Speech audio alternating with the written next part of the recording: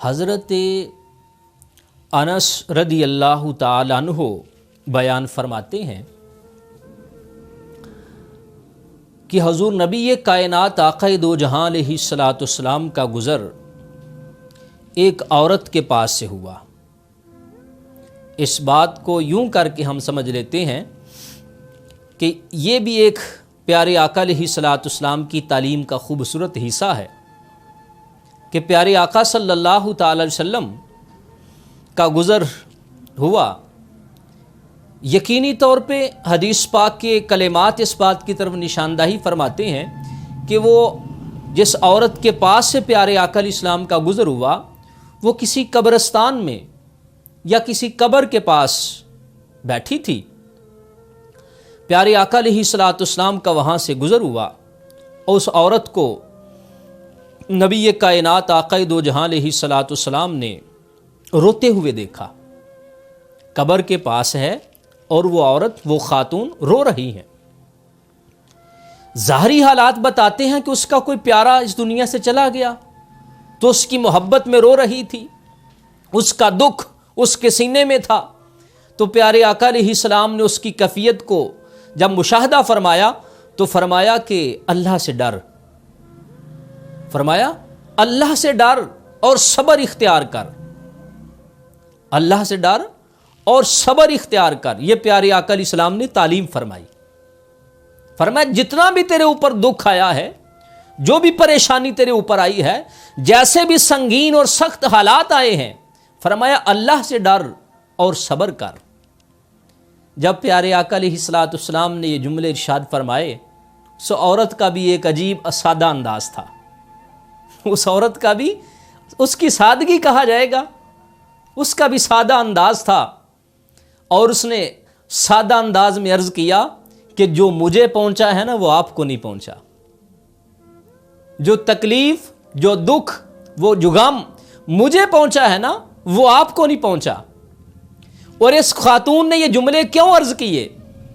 وہ پیارے آقا علیہ الصلاۃ والسلام کو نہیں جانتی پہچانتی تھی، اس سے پہلے حضور کے ساتھ ملاقات نہیں ہوئی تھی، پیارے آقا علیہ السلام سے تعارف نہیں تھا، پہچان نہیں تھی کہ یہ اللہ کے رسول ہیں، یہ اللہ کے نبی ہیں، نام سن رکھا تھا لیکن پیارے آقا علیہ الصلاۃ والسلام سے کو پہچان نہیں تھی۔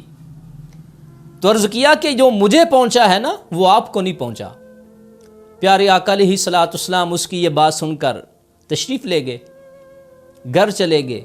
بعد میں اس خاتون کو کسی نے بتایا کہ اللہ کی بندی، جس شخص کے ساتھ آج تیری ملاقات ہوئی ہے، جس کے ساتھ تیرا آمنا سامنا ہوا، جس کے ساتھ انہیں باتیں کی، تجھے نہیں خبر کہ وہ کون تھے؟ یہی تو امام الانبیاء ہیں، یہی تو محمد عربی صلی اللہ تعالی وسلم ہیں، یہی تو رسول ہیں، یہی تو ہمارے نبی ہیں۔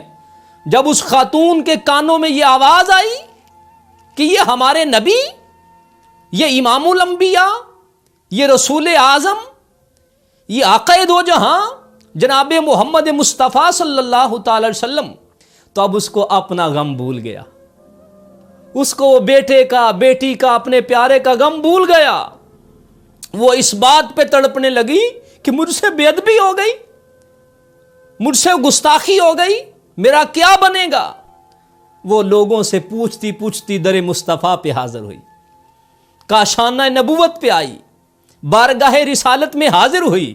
اور حدیث پاک کا مفہوم ہے کہ جب پیارے آقا علیہ الصلاۃ والسلام کے گھر میں آئی تو دروازے پہ کوئی دربان نہ پایا، دروازے پہ کوئی واچ مین نہ پایا، کوئی چوکیدار نہ پایا، کوئی ملازم نہ دروازے پہ پایا، بغیر جھجک کے پیارے آقا علیہ الصلاۃ والسلام سے ملاقات کی۔ یہ انداز ہے، یہ بھی عجیب انداز ہے۔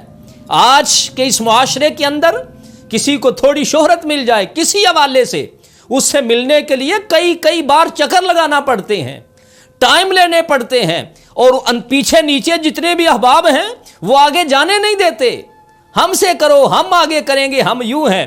یہ امام الانبیاء کی بارگاہ ہے، یہ آقا دو جہاں علیہ الصلاۃ والسلام کی ذات والا پاک ہے کہ اس عورت نے کوئی دربان نہ پایا، بارگاہ رسالت میں حاضر ہوئی، عرض کیا حضور آج کے بعد میں صبر کروں گی، اللہ سے ڈروں گی۔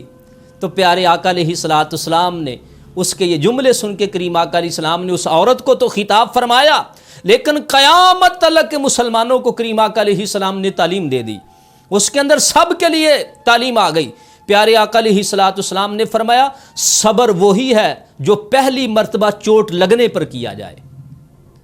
فرمایا صبر وہی ہے، انما الصبر عند صدمۃ الاولی، فرمایا بلا شبہ صبر وہی ہے جو پہلی مرتبہ چوٹ لگنے پر صبر کیا جائے۔ مطلب کیا نکلا کہ جب کوئی دکھ اور تکلیف آئے تو اسی وقت صبر کیا جائے، واہ ویلے کر کے گلے شکوے کر کے تو پھر صبر کا انداز اختیار کیا جائے تو یہ نہیں۔ جب کوئی تکلیف آئی تو فوری طور پہ بارگاہ خداوندی کے اندر التجا کی، مولا یہ تیری طرف سے آیا تھا، تو اس کو لے گیا، تو پھر یہ صبر ہوگا۔ اگر رو دو کے گلے شکوے کر کے پھر کہا جائے اچھا جو اللہ نے کیا بہتر کیا، تو وہ صبر نہیں ہوگا۔ پہلی مرتبہ یہ کہا جائے کہ مولا یہ سارا کچھ تیرا ہی تھا، تو لے بھی گیا، مولا تو اس کا مالک ہے۔ تو گویا پیارے آقا علیہ السلام نے یہ ہمیں تعلیم فرمائی کہ تکلیف پہنچنے پر صبر اختیار کیا جائے، نہ کہ واویلا کیا جائے۔ اللہ پاک مجھے اور آپ کو عمل کی توفیق عطا فرمائے۔